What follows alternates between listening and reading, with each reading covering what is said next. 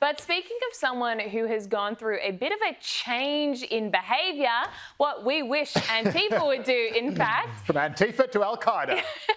is actually the Syrian president, al-Shara. He is the first Syrian president to ever be received at the White House, and that happened today in this historic meeting with Donald Trump. Now, just have a listen to how Trump described al-Shara and his meeting with the Syrian president. We want to see Syria become a country that's very successful, and I think this leader can do it. I really do. I think this leader can do it.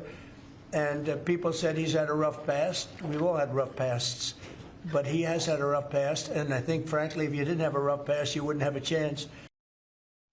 Just a footnote on that rough past that Trump is alluding to. He was actually charged by Abu Bakr al-Baghdadi that the Trump administration famously executed back in 2019. You'll remember Trump said he died like a dog. That was Abu Bakr al-Baghdadi. So that notorious terrorist gave al-Shara the command to expand al-Qaeda into Syria. I mean, it's a rough... Look, my rough past is like I've done some questionable things in pubs at 2 a.m. after I've had a skinful. And his rough past is I ran a terror organisation. We've all done things we regret, join a terror organisation, run a terror organisation, let the past be Join a terror organisation that for 20 years was trying to kill US troops in the region. It's pretty radical. But to be fair to al-Shara, in 2013, he split from al-Baghdadi, and he claims by 2016, he was on his path to being a more moderate leader.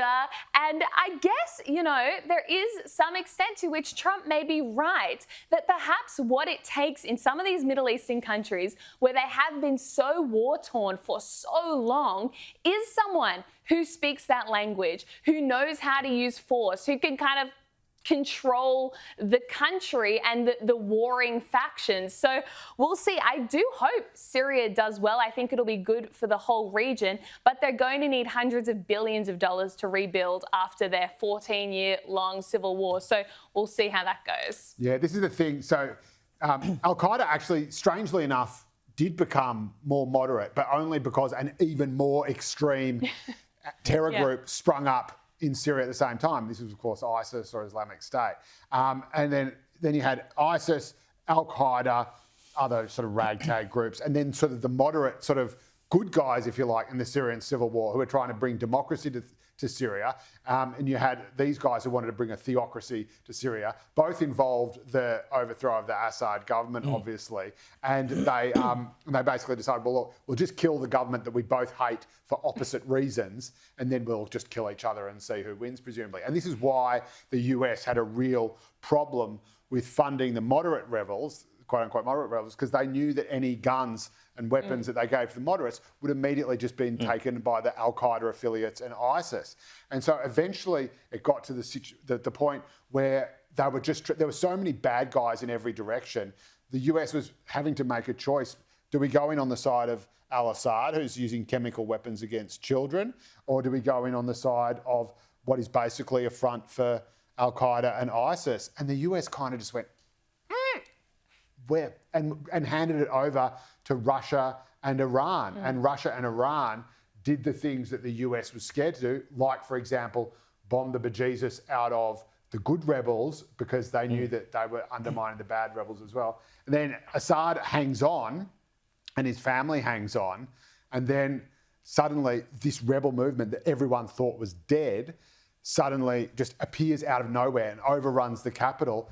And now they're in control. And the guy who was president of Syria a couple of years ago is now, I think, hiding out playing golf in London or something. So I think he went to Russia, didn't he? Oh, was it Russia? I think he's a taxi driver in Russia. He's over in Russia. Playing golf in London, taxi driver in Russia. Watch the hair. And you see, the thing is, there was obviously, as you said, there was great movement to achieve regime change in Syria. But you've basically changed, one dodgy guy for another bad guy, right? That's right.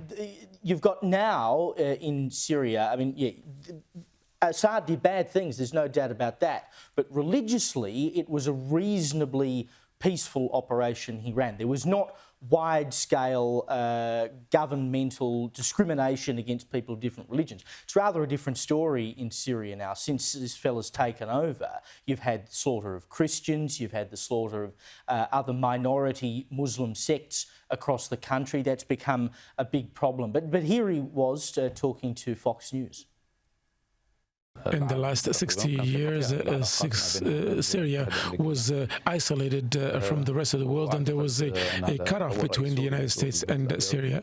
And this is the first time a Syrian president visits the White House since the establishment of Syria in the 40s of the last century. And so after the fall of the former regime, Syria has entered into a new era, and this will build on a new strategy with the United States, especially with the United States.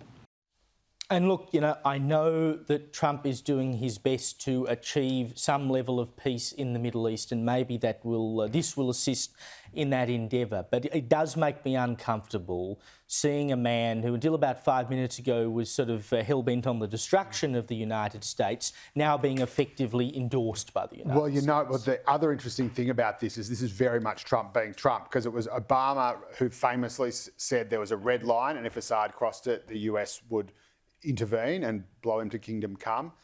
Assad crossed it, the US did nothing. He called their bluff. It was Trump who got elected saying, I'm not going to get involved in any wars in the Middle East, and actually pulled, abandoned the Kurds in Syria, which in my view is absolutely shameful. But when he saw images of Assad using chemical weapons on kids, Trump instinctively just went, right, that's it, I'm going to kill him. Bombed the bejesus out of it. And that's why Trump particularly hates Assad. And so with this guy, it's the case of, well, my enemy's enemy is my friend. So there you go. Trump being Trump.